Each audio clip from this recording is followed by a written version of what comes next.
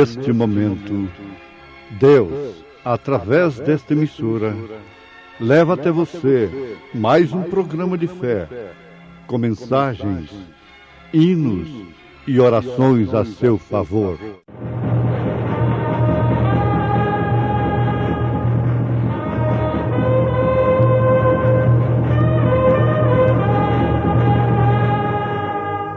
Fé para vencer.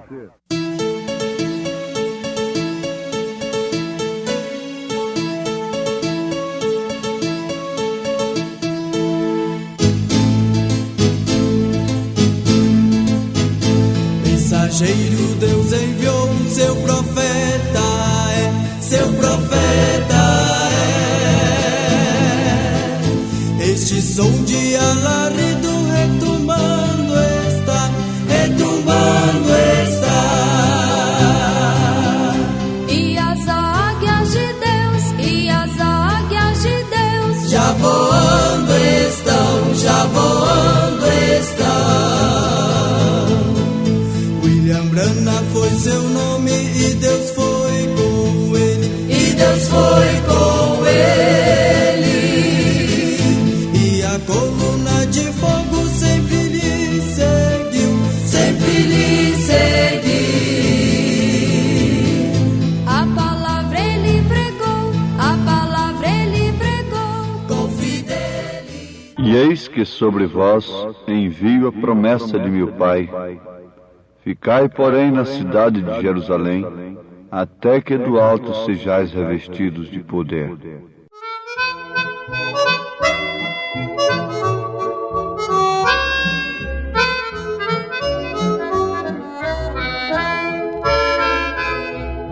Ficai em Jerusalém, até que dos altos céus vós sejais revestidos de poder. Para descer sobre vós o Espírito de Deus e o fogo santo vos aquecer, e o fogo santo vos aquecer. Jesus oferece este poder, poder para testemunhar. Toda autoridade é dada ao que crê e humildemente esperar, e humildemente esperar.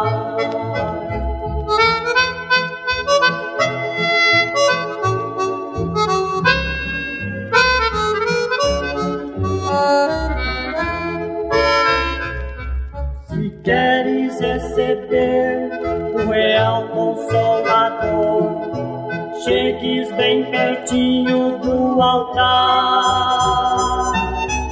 É a proteção que vem do Senhor para o Evangelho anunciar, para o Evangelho anunciar. E humildemente esperar, e o fogo santo vos aquecer.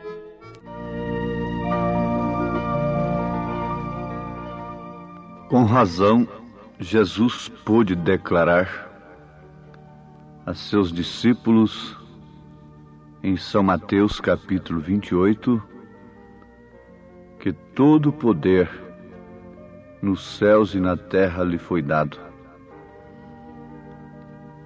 Isto ficou provado, não ficou somente em palavras, somente em uma declaração, mas a sua ressurreição comprovou que ele havia conquistado a morte, o inferno e a sepultura. Ele não só fez isto, conquistar a morte, o inferno e a sepultura, mas também saiu triunfante, com todo o poder no céu e na terra. Tudo que estava no Pai tudo o que estava no Espírito Santo. E tudo o que houve alguma vez, tudo estava nele. Porque nele habita corporalmente toda a plenitude da divindade. Todo poder me foi dado nos céus e na terra. Tudo o demais ficou impotente, simplesmente impotente. Ele havia conquistado tudo, e com razão ele declarou: sem mim nada podeis fazer. Ele não só fez isto, ouvintes, mas também ordenou a palavra a seus discípulos, até então incrédulos. Ele disse: não temais, porque eu sou aquele que estive morto, mas agora vivo para sempre, e tenho as chaves da morte e do inferno. Já os conquistei, não temais. Toda semente predestinada e pré-ordenada de Deus virá à vida quando essa luz do glorioso Evangelho que traz o poder da ressurreição, se difundir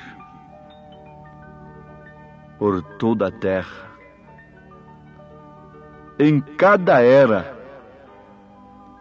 esse Evangelho poderoso produziu a colheita que Deus havia ordenado. Refletiu sobre as sementes pré-ordenadas que estavam na escuridão, sem a luz do sol. Ele ressuscitou dos mortos. Oh, que coisa tão maravilhosa é a justificação da nossa fé. Com a sua ressurreição, ele pôde dizer: eu estou vivo, ou seja, vivificado. A palavra grega vivificar significa algo que tem tornado a vida depois de haver estado morto. Alguma coisa que voltou à vida depois de haver estado morto. Por exemplo, a semente que tem sido posta debaixo da terra. Essa semente tem que morrer por completo. Tem que apodrecer por completo. E toda a vida que estava na semente tem que surgir outra vez. Então isto é ser vivificado. Ele foi vivificado. Não só isso, porém, eu enviarei a mesma vida que vivificou a mim. Aquele poder que me levantou daquele sepulcro, em outras palavras, Jesus estava dizendo isso. Esse mesmo poder derramarei sobre vós para que sejais vivificados, para que onde eu estiver, vós também estejais. Ouvintes, sempre o Espírito nos recomenda parar um pouco. O mundo para tantas coisas, mas deveria parar para encarar esta grande verdade. Não é o valor do mensageiro em si como homem. Como homem, a gente não vale nada. Mas é o valor da mensagem. Conta-se que aquele pigmeu, aquele homenzinho tão pequeno, tão desconsiderado, não era nem considerado como gente. Passou entre soldados que eram homenzarrões, homens grandes, armados, ninguém podia passar ali. Mas aquele pigmeu gritou para aquela soldadesca poderosa: abre ala, porque eu vou aqui com a mensagem do rei. Então não era o pigmeu em si, mas era a mensagem que ele levava, que era do rei, que tinha poder, sobressalência, primazia sobre toda aquela força, sobre todo aquele poder daqueles soldados. Não somos nós propriamente dito, não é o homem, mas é a mensagem. É a mensagem que deve ser ouvida, que deve ser recebida, que deve ser crida. Não era a mulher em si que tinha algum valor sobrenatural naquele instante, mas era a mensagem que ela estava levando como igreja, um tipo da igreja. Isso não queria dizer que ela deveria ser uma pregadora, mas aquilo é um tipo da igreja que grita bem alto para o mundo que ele vive, ele vive. A mulher que levou a notícia era tão fraca, tão débil, de um caráter tão mau no seu passado. Mas foi a mensagem que ela levou. Ele vive, ele vive. Não é o que a igreja possui, não é o que ela tem. Se os homens têm parado numa igreja por causa do que ela possui materialmente, aí está o seu fracasso, aí está a sua derrota, aí está o porquê eles apodrecerão nos sepulcros sem o poder da ressurreição. Não é isto, não é a aparência, é a mensagem em si. Não é o homem que é Deus, mas é a palavra que está no homem, é a mensagem que está no homem. No princípio era o Verbo, e o Verbo estava com Deus, e o Verbo era Deus. Quando chegam a dizer: bom, eu prefiro a ficar com Jesus do que com Pedro, João e Paulo, os apóstolos. Quando eles se veem apertados com as Escrituras, eles apelam logo para este caminho. Um reverendo foi obrigado a responder para o seu membro quando ele lhe perguntou: reverendo, vamos analisar aqui um pouquinho. Os apóstolos estavam ali tão pertinho de Jesus e batizaram em nome do Senhor Jesus Cristo. Em Atos dos Apóstolos, em toda a Bíblia Sagrada, não se encontra um batismo nos títulos Pai, Filho e Espírito Santo, mas só encontra em nome do Senhor. Agora, os apóstolos estavam ali tão pertinho de Jesus, e nós que estamos há 2000 anos de Jesus, é que estamos certos. Os apóstolos que estavam ali tão pertinhos de Jesus é que erraram, não é? O reverendo disse, depois de falar algumas coisas, torcer dali e daculá: eu prefiro obedecer a Jesus do que os apóstolos. Mas eu pergunto para ele: reverendo, a quem os apóstolos obedeceram?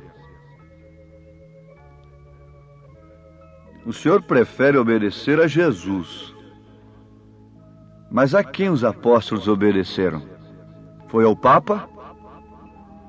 325 anos depois de Cristo, quando realizaram o primeiro batismo nos títulos Pai, Filho e Espírito Santo? a quem os apóstolos obedeceram? A vida que estava nos apóstolos tinha vindo de quem naqueles dias ali fresquinha no Pentecostes? A vida que estava neles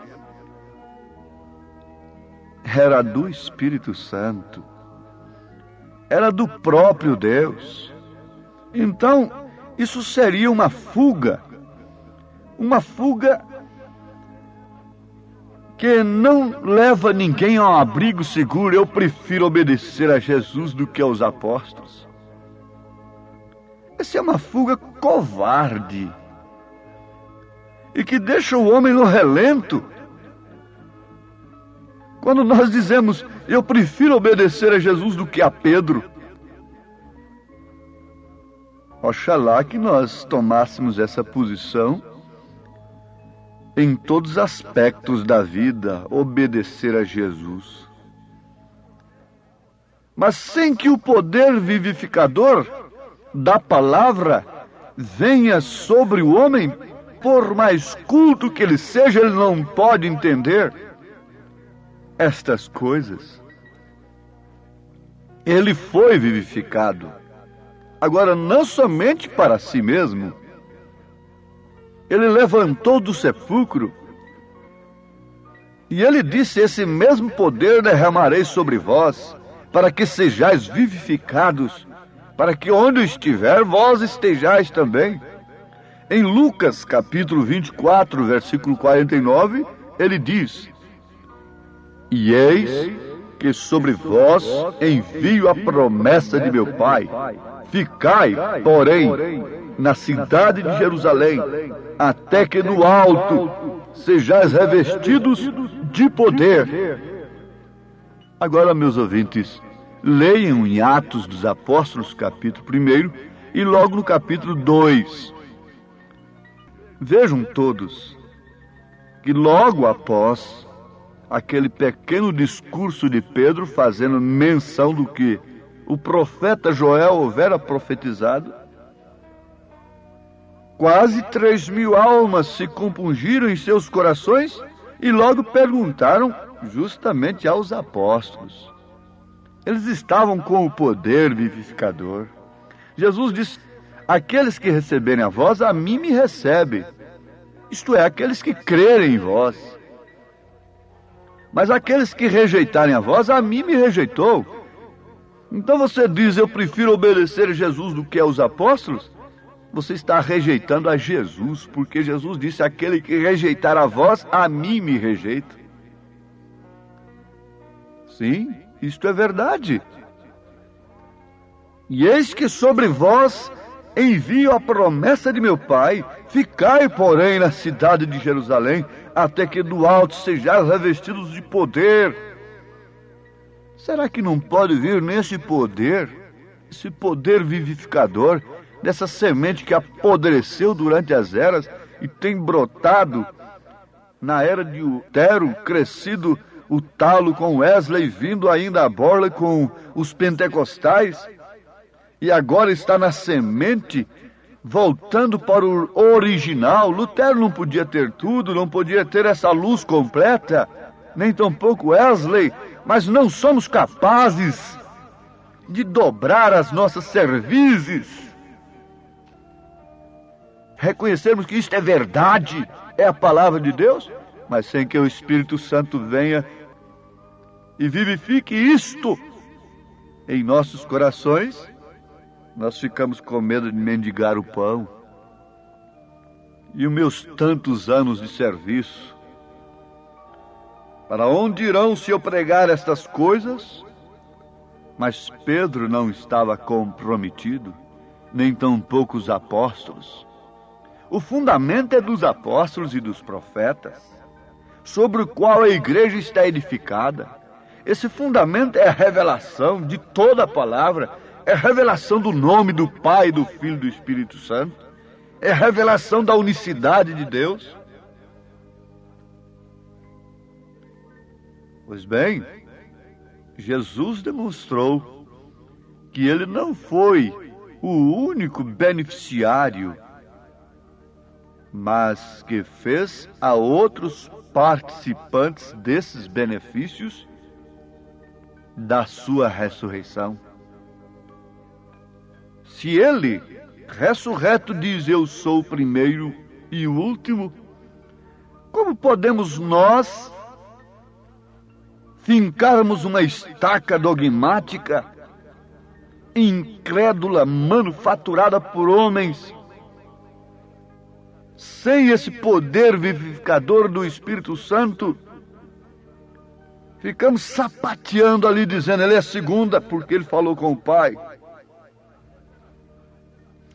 A revelação do poder do Cristo glorificado não tem chegado aos corações. O sol não tem raiado. Estão simplesmente sob um clarão de cada era. Sob um clarão apenas, mas não sob o sol da justiça. Deixa o sol entrar, deixa os raios penetrar. Ele veio para redimir, ou seja, para vivificar essas sementes predestinadas que Deus viu desde antes da fundação do mundo. E elas não podem falar diferente do que ele falou. Uma vez ressuscitados com Cristo, não podemos ter uma mente ofuscada pelo Deus desse século, pela letra que mata, mas somos vivificados pelo Espírito Santo que vivifica, que torna a vida aquilo que tem se tornado podre. Por isso é necessário morrer, precisa-se de uma matança, precisa morrer o ego. As conclusões mentais, intelectuais, precisam ser jogadas fora. Então, amados, essas sementes predestinadas que Deus viu desde antes da fundação do mundo, têm seus nomes no livro da vida do Cordeiro. Aqui sobre a terra, às vezes se encontravam sem a mínima esperança, mas ele veio não só para ser uma bênção, não somente para te dar uma cura, um arrepio no corpo e te fazer falar línguas. Seria um Deus muito pobre, faria o seu povo, os seus súditos, felizes somente com esses brinquedos de plásticos. Não, não, não. Ele não é esse pai tão pobre assim, que quer enganar os seus filhos com água de açúcar, com bonequinha de cafeína açucarada. Não, não, não. Isso é mais do que uma bênção. Ele veio para repartir-se a si mesmo com esta semente. Ele veio se derramar sobre essa semente. E essa é a maior bênção que se possa pensar. Quando você tiver de contar uma bênção, não é a sua boca que conta, é a sua vida que conta a bênção. É a sua ressurreição com Cristo. Oh, que Deus faça infundir esse poder transformador, vivificador nesse instante, em cada pessoa, em cada semente que estava esperando por isto, em nome de Jesus Cristo. Amém.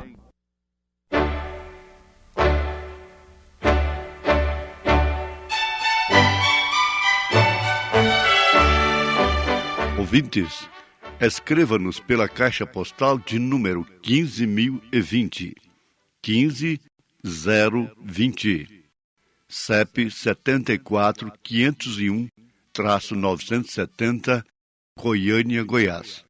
O nosso endereço na internet é www.apalavraoriginal.org.br. Volte a nos ouvir amanhã novamente, neste mesmo horário, nesta emissora, se o Senhor nos permitir, com fé no Filho de Deus, a fé que vence o mundo.